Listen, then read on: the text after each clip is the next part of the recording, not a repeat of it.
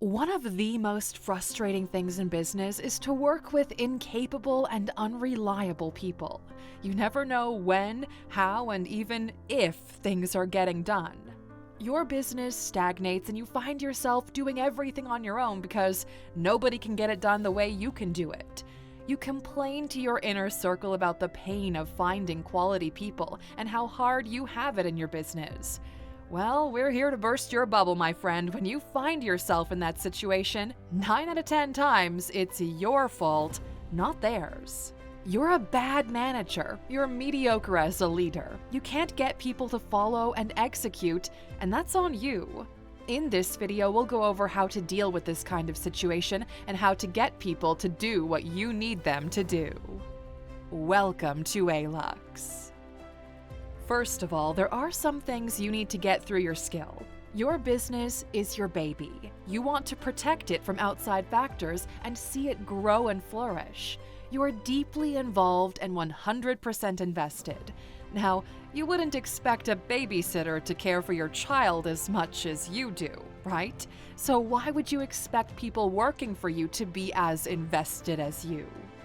Why should they care if the business succeeds or not? Besides needing to find another job, they've got no other problems in case your business fails. But for you, it could mean game over or 10 years of your life wasted. The stakes are way higher for you, so the pressure is incomparable. You need things to work. They prefer things to work. Big difference. So if you expect people to do what you need them to do just because you tell them to and you pay them, well, that's the bare minimum.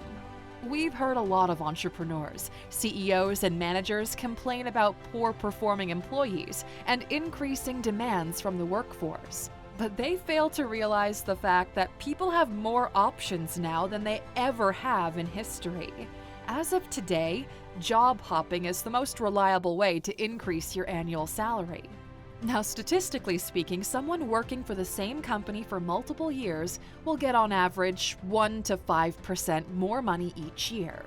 But if they switch jobs every year, they'll see an increase between 10 to 50%. We've seen this happen with our own eyes. We actually know someone working in the HR industry, and she saw someone almost triple their monthly salary in the span of a week by constantly going to interviews and one-upping every time. So you've got workers with lots of options and entrepreneurs and CEOs thinking others should do stuff just because they tell them to. Well, clearly, these two things don't match up and you've got a stagnating business. Which brings us to today's topic. How do you actually get people to do what you tell them to do and also not run away at the first sign of hardship? Well, there are 3 major things you fail to do, and these apply both in business as well as with your personal life. 1. You don't set the right expectations. Now, contrary to popular belief, people actually do want to do good, quality work, but they can't really do that if they don't know what quality work looks like. If you don't know what's expected from you, you will struggle to deliver. And we've seen this happen time and time again. Entrepreneurs, CEOs, and managers give vague directions and idyllic scenarios without fleshing out how it actually needs to happen. Now, if you quickly want to demotivate the people working for you, give them a vague direction and then be upset when they get it wrong. This happens because you expect people to read your mind. You expect that if something is clear to you, that means it's clear for others as well. You expect them to execute exactly how you would do it, and you get frustrated when they end up not doing so. But you didn't tell them exactly what needs to happen, how to do it, or how to get educated on the matter and how to execute. You didn't show them what the best scenario could look like. You keep wondering why they don't get it, while in reality they might not even realize there is something to get. You form an ideal scenario in your mind, but you don't explain it to anyone, and then you get upset when things don't work out the way they would? Well, the fault is on you for that one. You set the wrong expectations, or you haven't set them at all. You didn't tell your people exactly, in detail, and over again, how to be great at their job, so they aren't. People usually default to the minimum requirements. If something works well enough that nobody bats an eye, well, they'll stick to that. And if you don't take the time to craft a personalized path for each of your team members, well, you really can't be that upset when they wander around. And if this need is not addressed, then your team will eventually crumble. People need to know what a good day of work looks like so they can feel accomplished when they do one. They need a baseline, and it's your job to provide them that. And if you think they should figure this out themselves, you should not be leading this team. And this happens in relationships too. People form an ideal version of their partner and then expect them to act like that imaginary version. And when they obviously don't, they get disappointed. They do this to their friends and family as well. They expect them to act a certain way without telling them exactly what they're looking for. Now, we bet you have at least one friend who sometimes takes jokes a little bit too far. They've got a habit of making everyone at the table uncomfortable, and they sometimes ruin the mood. If left unattended, this behavior can become toxic. But imagine you set the right expectations. Imagine you take this friend to the side for a moment and tell them, "Look, as a dear friend of mine and a member of this group, I expect you to understand when you're taking things a bit too far." You're not being pushy, you're not bossing them around. You just set some expectations and give them a chance to be at their best. Number 2, you don't give them the tools they need to be the best. People love doing something they're good at, and they love it even more when those around them enable them to do so.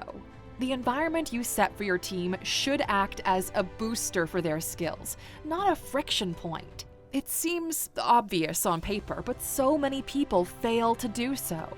Your people should have access to the best tools you can provide, whatever those tools mean in your context. It could be access to information, technology, investing in their professional development, and so on.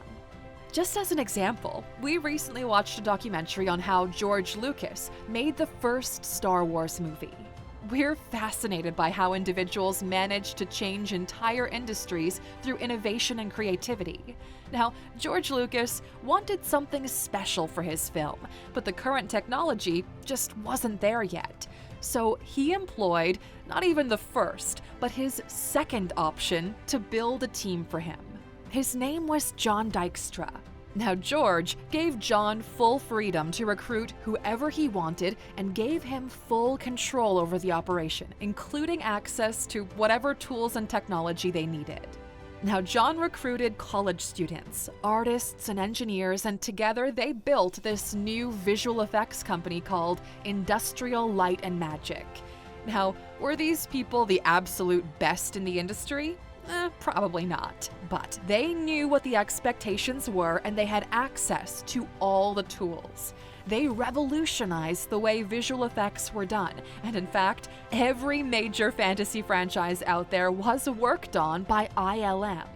Everything from Star Wars, Harry Potter, Indiana Jones, Pirates of the Caribbean, everything's got ILM fingerprints all over it. We actually highly suggest you check the documentary out.